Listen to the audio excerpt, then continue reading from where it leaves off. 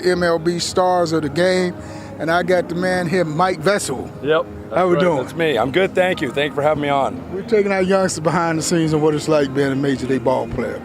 Now, I coach high school baseball, coach college baseball, scouted for 5 major league teams. Every kid's dream of playing in the big leagues. Yep. MV in the big leagues. What's that feeling like?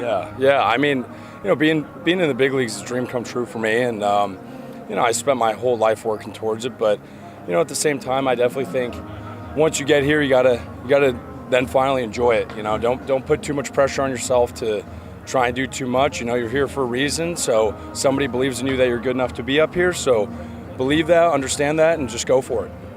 So I've always told my guys it's all about getting opportunity. Yep. Where did opportunity start for you? I think for me, really in high school when the varsity coach wanted me on the team, I was just willing to do whatever it took as a freshman.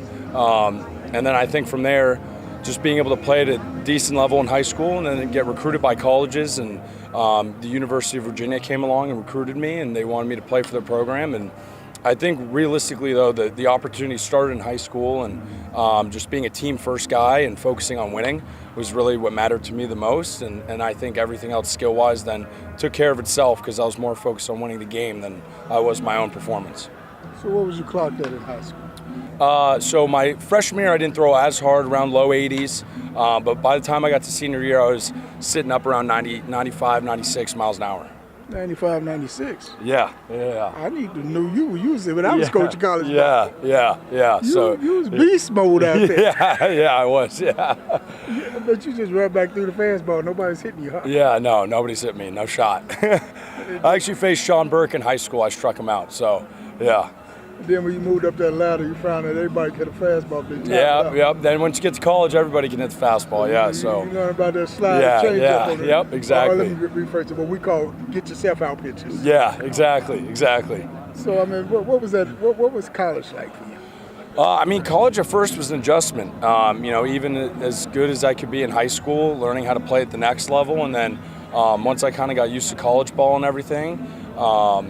I had some success, not as much as I'd like, but then I was able to be grateful enough to get drafted by the Mets, and then once I got to pro ball, I kind of flew all the way up. But once I got to AAA, I struggled again. But all those lessons I learned in AAA about struggling and everything, they helped me get here. So it wasn't a smooth ride by any means, but just kept working, trying to get better, and now I'm here. Yeah. So, I mentioned I scout for 5 teams. One of the 5 teams I scout for was the Mets. Yeah. Love that. Yeah. So, we kind of got a bond. Yeah, we do. Yeah. We brothers. We twins. So, let me steal a page from Nick's question. Yeah. He said he was the straw that stirred the drink. Rumor has it that you the straw that stirs everything on this team. Yeah, maybe, yeah. I hear you take credit for the pitchers win and the hitters hit. I hear you take credit for everything. No, I take more credit for the hitting than I do anything else. But no, it's those guys out there. It's not me. But no, I just like being, supporting my teammates in any way I can, and that's what it's really about. You're the life of the team. Yeah. I can take credit for that. I can take credit for that. Yes. How you gonna take credit for the hitters and you don't hit? That's what I ain't gonna tell you, but that's what one of your pitchers told me. No. I like to joke around that I do take credit, but no, it's not me. But no, I will take credit that I'm the life of the team in terms of energy. There's no doubt about that. Well, you gotta have that. Coaching 40 plus years, you gotta have that. You gotta have that energy. Yeah, exactly. Now this is a young team. Yeah. And let's be real, they're surprising everybody. Yeah. But I've learned in my experience as coaching, it's not always the best talent; it's the best chemistry. Yeah. No, I totally agree with that. It's as much as talent does matter, I think everyone plays at a higher level when you're close, you're connected, you have good chemistry.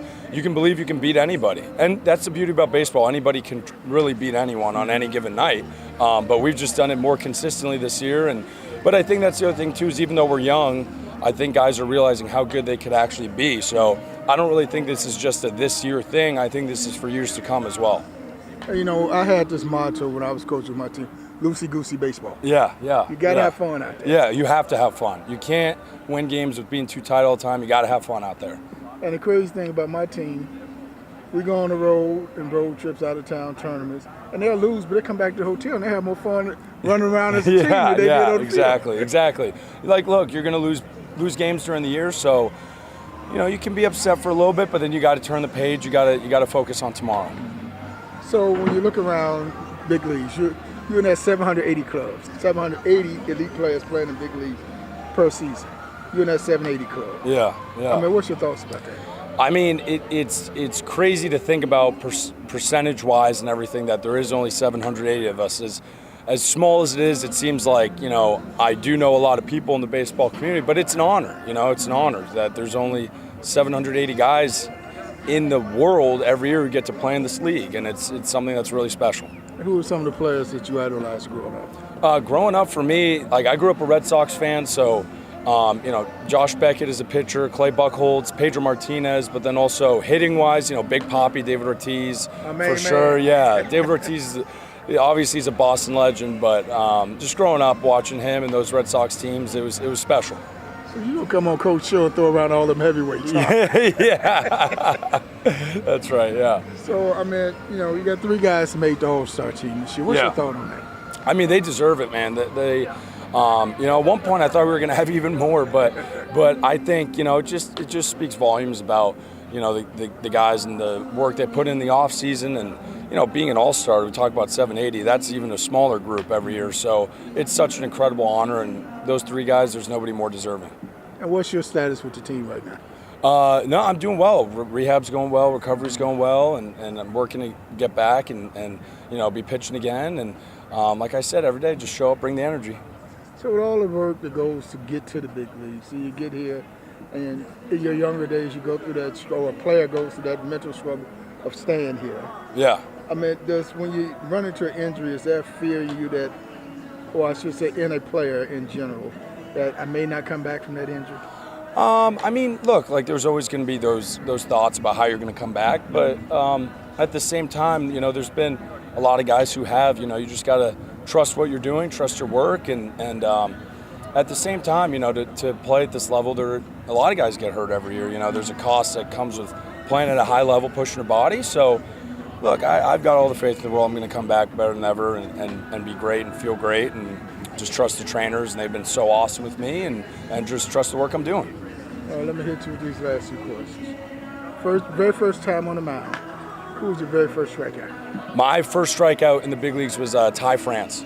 Ty France, Minnesota Twins, March 31st. It was a fastball up. So, yeah, never forget that. Every kid's dream of playing in the big leagues. Get that call, you're going to the big leagues. Yeah. Walking that locker room for the very first time, see your uniform hanging up. What was that feeling like? I was amazed, especially the way it happened, too, showing up. It was even after spring training and showing up here and getting to meet the team, meet my teammates. And I couldn't really believe it at first. I still couldn't process what was going on. But, a year and a half later, and now I still sometimes, you got to remind yourself of how bad you want to get here. And then once you're finally here, like I said, you got to enjoy it. So I've just been soaking up every minute of it. Did you cry? I did. Oh, of course. You have to. Yeah, you have to. There's you can't not. Did Mama cry? Oh yeah. She did. She did. Oh yeah. Mama, we turned over and cried. And see what makes our bond even more. What's your first name? Michael. We got the same first name. So we brothers for life now. Yeah, that's right. Coach on the road with the band. Thank you so much. Appreciate it. Thank you. All right, thanks a lot. Yeah, thank you.